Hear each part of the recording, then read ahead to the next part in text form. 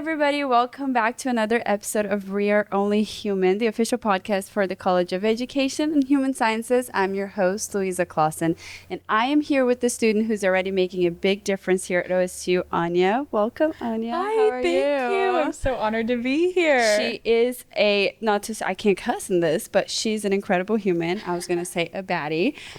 She is top 10 freshman, one of the top 10 freshmen of the year, which is amazing. Congratulations. Thank you so much. But beyond that, she's also making a huge difference. She's part of the President Leadership Council here at OSU PLC, and she's also started a chapter here at OSU of Purple Pals, which is an association to help people with Alzheimer's and be present in their lives. And I kind of want to talk to her a little bit about that.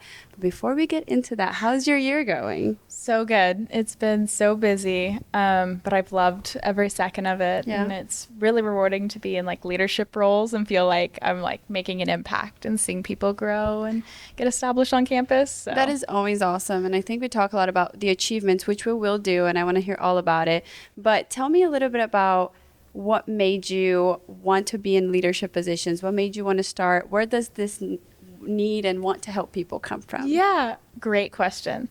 So I think a part of it is a little bit about my background. So I was adopted at a young age, and from that experience and being in an orphanage, you remember, or at least for me, I know what it's like to feel like forgotten or not appreciated enough, or it's just, there's something about someone wanting to go out of their way and let you know that they see you and appreciate you that really is a core of who I am. And so when I was in middle school, I volunteered at a nursing home carnival, and I gave hand massages to the residents. And it's like terrifying walking in because it's like, sounds morbid, but like the smell of death and like the beeps, and it's just scary. And especially as a middle schooler. Yeah. Oh my gosh. And so I was told, like, just ask if they want a hand massage and put a heat pack on them. I'm like, okay. And the first woman sat down. What I could only describe to is like, she looked like Cruella de Vil, but like in the best way possible. Like black hair one side, completely white the other. But she had like music theme jewelry instead of Dalmatian. And she was just like a ray of sunshine. And she told me her whole life story, and like all my nerves settled. And I was like, oh, I can do this.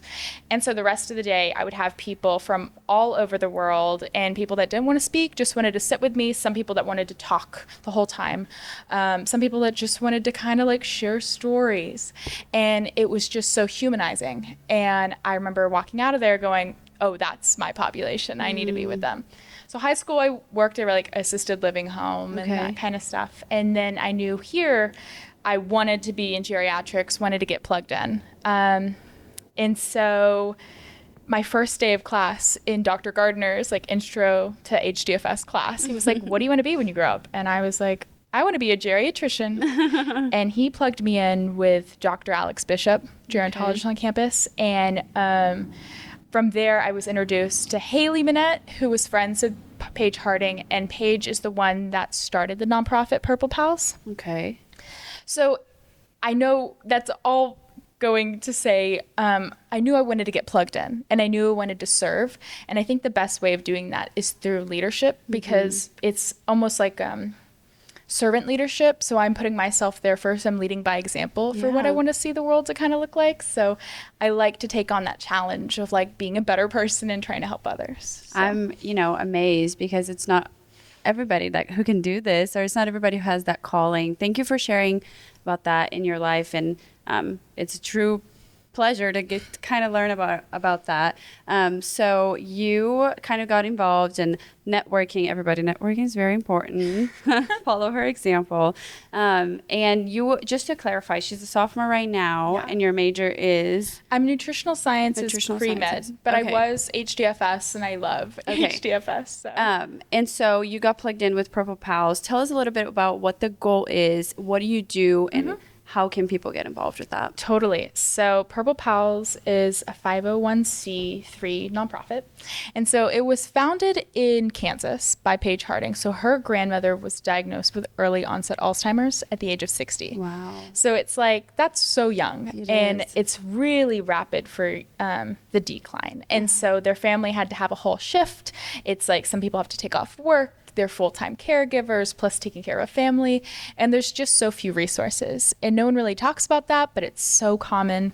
And so they really wanted to see a change, and so they stepped up, and the college students on campus went to help their family. And so it kind of was established for the caregiver, their parents were given a break to do errands, to just have a moment alone, to cry, because you can't really do that when you're a caregiver.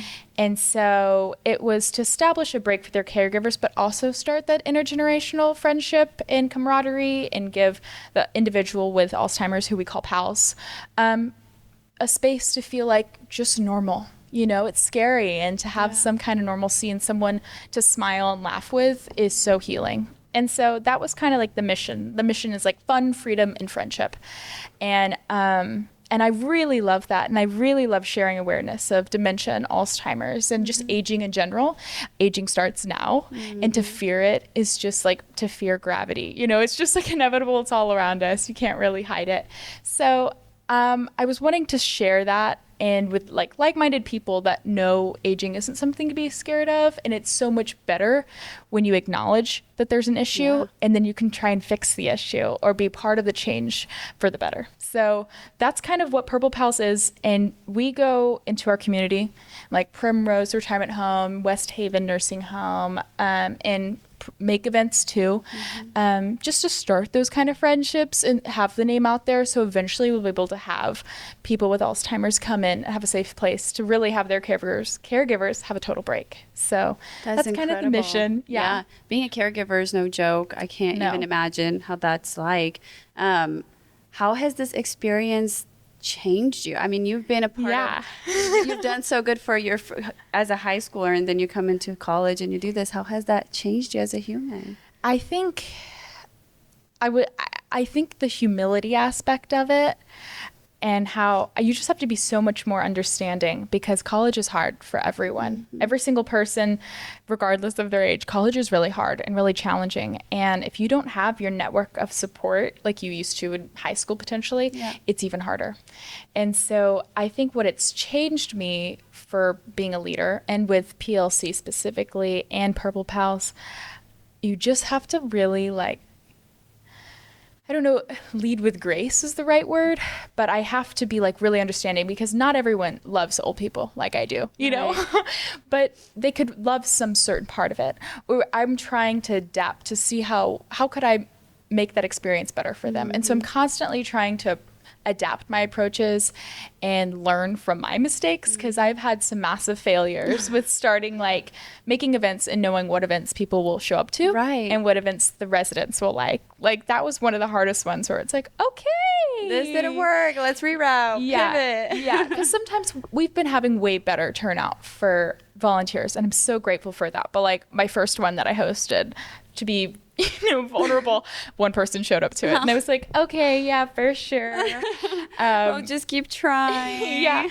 And so you really have to go, okay, what was the issues that I contributed to? How could I learn better? And so I think that goes back to humility. I have to be okay, I'm going to keep going, even though it wasn't so successful. But that's just part of the process of learning, and failure is inevitable. So I just learned from it. But I think. So you started the chapter here at OSU, which they have a national chapter.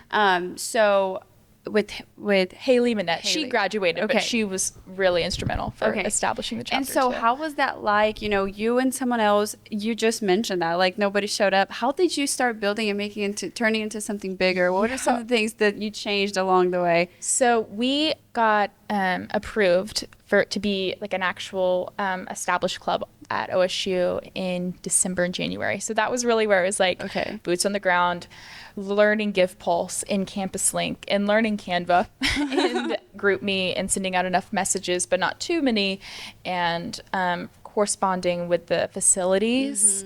And that's actually really difficult, because they're busy, and it's it just is messy. And a lot of retirement communities, not all of them, but they're not the most organized places, because there's not that much funding to them. And so I never have any faults to it, but it's not the most easy. And so you have to have a lot of gumption.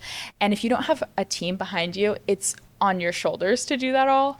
And that's really hard to find someone as passionate to want to go out of their way, because I'm not getting paid to do this. And this is purely just a passion thing that I completely stand for and believe in. So that's why I'm doing it. So it's just hard to find other people that want to do the same amount of effort. But with that, it's grown a lot because I've really tried to network outside of, going into Greek life, going into classrooms, going into other clubs that would be similar. So like Speech Path. And so I'm just trying to think creatively. Yeah. And for funding some of our events that, you have to be able to host an event. You need money to do so. Yeah. So having drives for people donating has been really helpful. So it's just like little things to establish, like through knowing, okay, I can't finance all of this. Right. So how can I have someone help me a little? So slowly getting bigger and better. Slowly. It's like one step at a time, one member at a time. Any growth is good growth. And how can people get involved?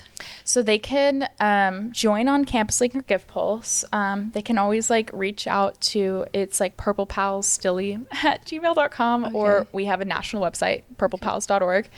And so that's where you can learn more about it. All of our contact info is on there.